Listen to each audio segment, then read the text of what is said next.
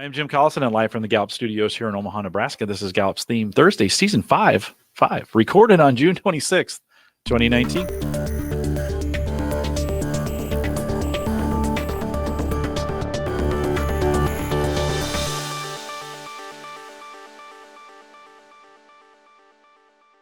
Theme Thursday is a Gallup webcast series that dives deep into the CliftonStrengths themes. And this season, based on the CliftonStrengths 34 report, one theme at a time, and today's theme is Achiever. If you're listening live, join us in the chat room, or you can send us your questions via email, coaching@gallup.com. Maika Leibbrandt is our host today. She's a workplace consultant here at Gallup. Maika, always great to see you. Welcome back to Theme Thursday. Thanks, Jim. Gosh, I'm so happy we're finally back. Yeah, it's good to get going, and it's good to be back here. But although folks we know from Theme Thursday, folks may be listening to this year or two or three later, and I want to welcome you to Season 5 as we do this. So let's jump in, Maika. Well, talent is a pervasive thing. This is going to be accurate forever, right? Or at least for a long time. Today and in Season 5, if you're not familiar with this so far, they're shorter. So we have 20 minutes to talk about some highlights from the entire CliftonStrengths 34 report specific to Achiever. So to start off, we're going to go through all of Season 5 in alphabetical order like we have in the past. To start off with Achiever, our first alphabetical talent. Really, if you possess a lot of Achiever talent, all that means is that you work hard. The Achiever theme describes a set of talents that all kind of cluster around completion of tasks.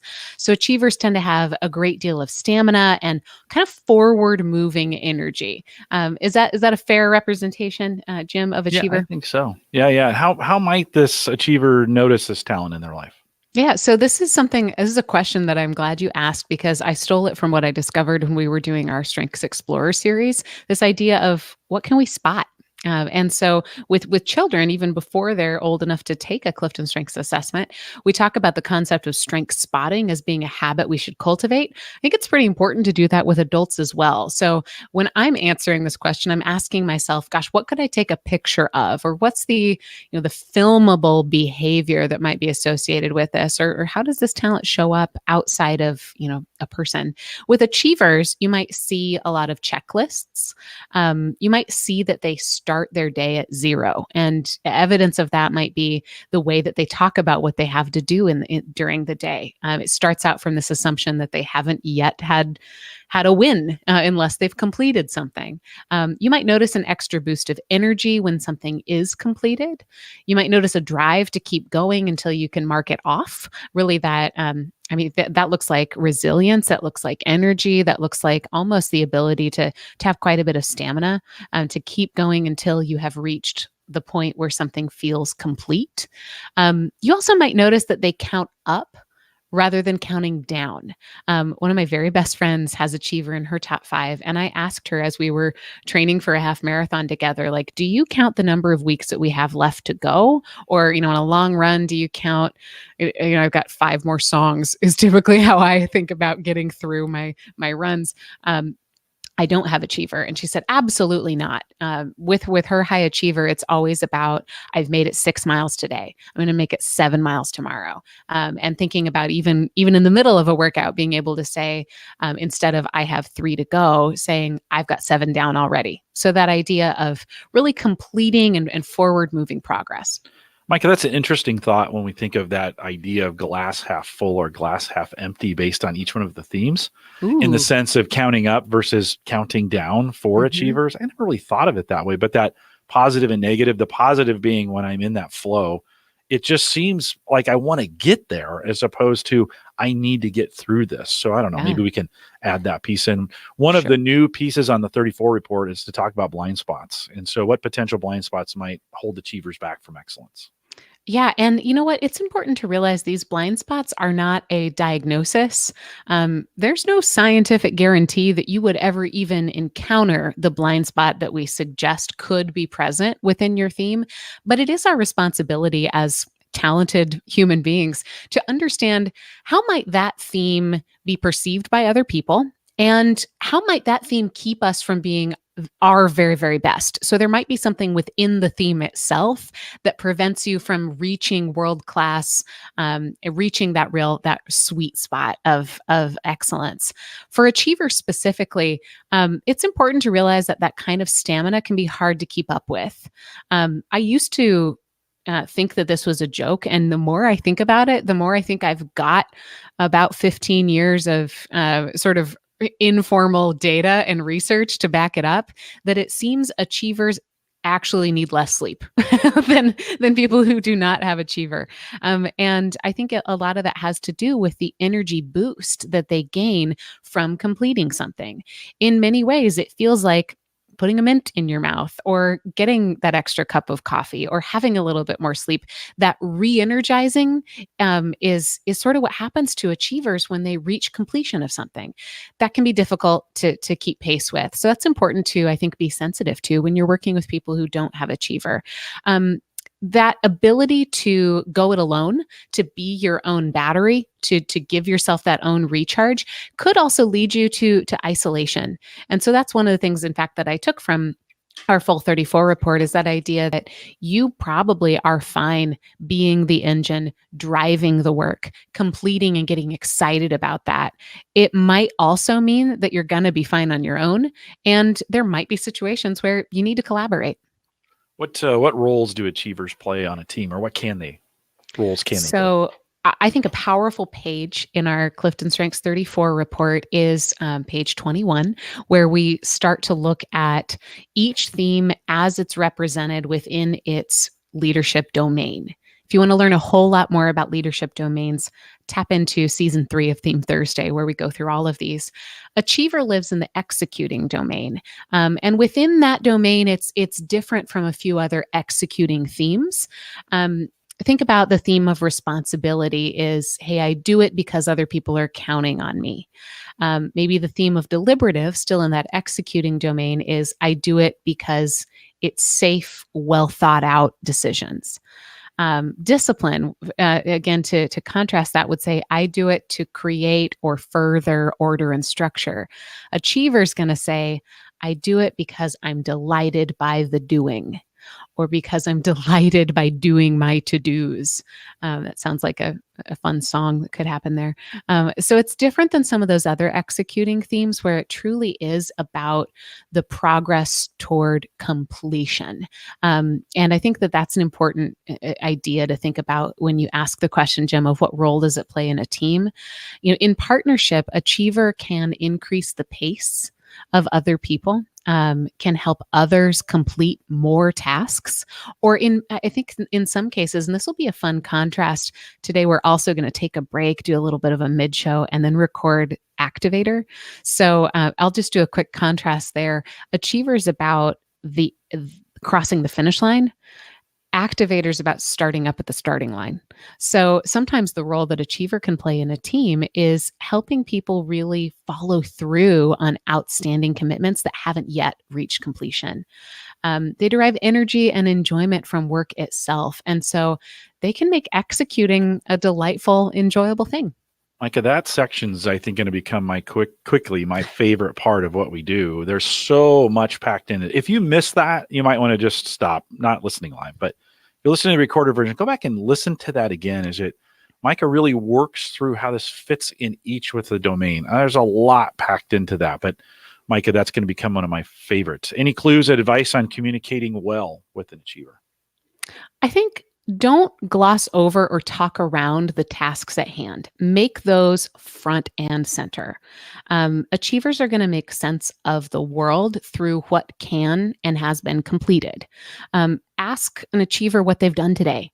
Offer some celebration and some validation of that, because they derive a good deal of credit.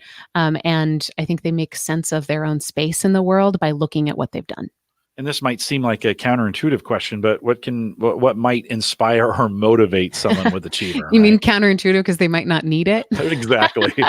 We all need it. We all could use some inspiration, motivation. I think making sure, and this is true of everybody, but especially in some of these executing domains, have clear expectations, not just of what needs to be done, but what does success look like? So clean that completion equals excellent. Like, how can you make those expectations so clear, so salient, so obvious that completing a task equals success? So that might mean that you have to curate or map out or strategize your definition of success so that it's about what needs to be done. I also think a great way to motivate somebody with Achiever is to offer some autonomy, or to offer them peers and partners who are going to also work very hard. You might demotivate. This might be another way to say, how could you demotivate an Achiever, is slow them down, or give them people around them that they feel like they constantly have to be bringing up. Yes, they are a pace setter, but they'll also run faster when they're running with other hard workers. It's also important, I think, to motivate and inspire an Achiever by offering some clarity of the role that they play within the team or within the group. So how can you hold them responsible for driving hard, driving fast, driving far? What can Achievers do to practice this? And this is really an idea that's embedded into this new 34 report, but to practice this talent every day. So here's one idea. You could make your progress visual. Use a planner, use a tracker, use a whiteboard. Be able to somehow replay the highlight reel that you have in your head about what you've completed. Fill your world with that in a visual way.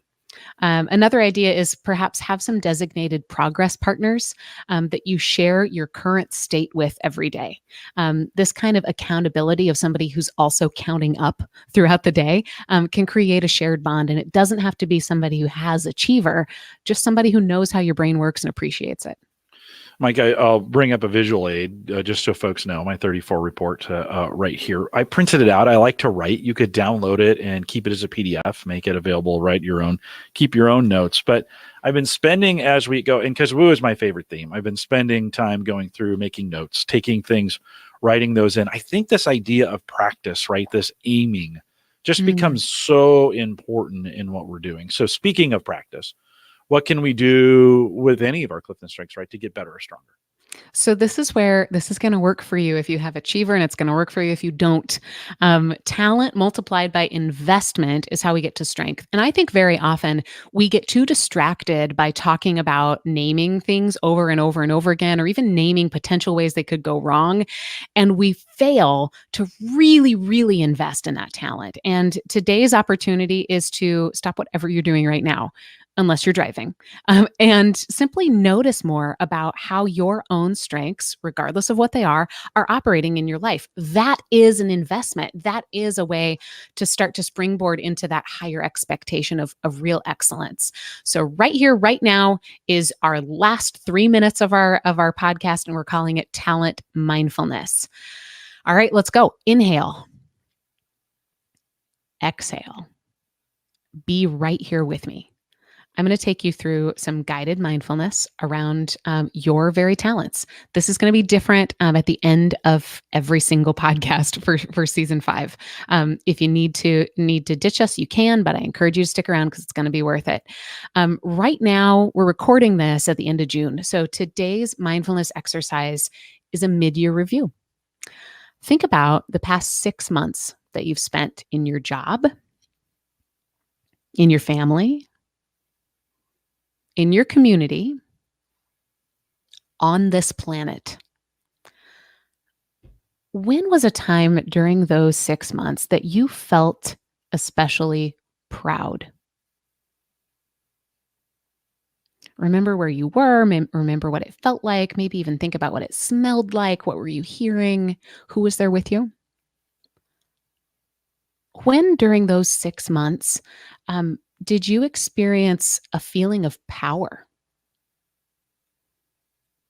Maybe a time you physically took up just a little bit more space. Now let's think about the next 6 months. Finish this sentence in your head.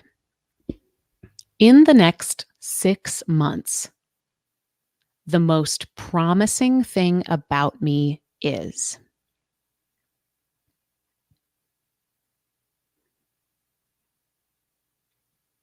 I'm excited for your next 6 months. These are amazingly important questions. You are powerful. There's something about you you should be incredibly proud of. Um, we need you to fill that space, fill the space, and maybe hold a space for the power of others as well. Thank you for joining and thinking about Achiever. Thank you for filling the power that you bring to the table. We will catch you on our next podcast. If you're joining live, you can wait just a little bit and we'll be cutting this and editing it and starting the next one. I'm going to hand it back to you, Jim. Yeah, no, Maika, I'm really excited about that. And let me just give a few instructions on that mindfulness that we do. Take a second and don't listen to it like you would normally listen to a podcast. Don't just listen through it. Maybe listen to it and stop it and spend some time kind of thinking through each one of those questions. When you're listening live, that's maybe a little difficult. These are quick enough that we can kind of get you to that. You can go back to the recording and do it again. But I think we'd really like you to spend some time kind of stopping and listening, let it being quiet. This may be a time that you need to get away for all 34 of these, where you need to kind of get away and imagine these things. Maika, as you were talking about that power, I immediately kind of went to the summit and the opportunity you and I had in that I don't have Achiever. I have a Ranger activator that looks like it sometimes. Just very, very different because I don't have to get things done, right? It's different for me, but that was still a kind of a result for me in a lot of ways.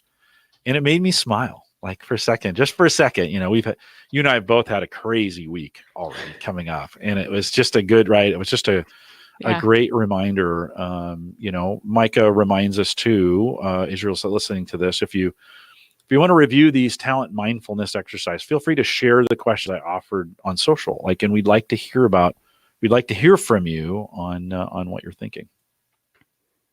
Yeah. Maika, would you add anything else to that? In the post show, I will. Okay. But no, thank you. Just probably some gratitude for going through that. It's not easy to listen to yourself. And it's so incredibly important that we do that. Yeah, and we're excited to do it. Well, with that, we'll remind everyone to take full advantages of all the resources we have available at the Gallup Strength Center, just gallupstrengthcenter.com. Send us your questions or comments. You can easily email them to us if you'd like, coaching@gallup.com. Don't forget, we make these available in just about every form you can to download it, listen to it like a podcast, watch the YouTube videos, available in so many different ways. If you need any instructions on how to do that or help with it, coaching.gallup.com. And we'd like to have you join us both on Instagram at Strengths Talk there, and on Facebook, facebook.com/groups/called-to-coach, all one word. And we'd love to continue the dialogue there. Want to thank you for joining us today or listening to us today, however you did that. With that, we'll say goodbye, everybody.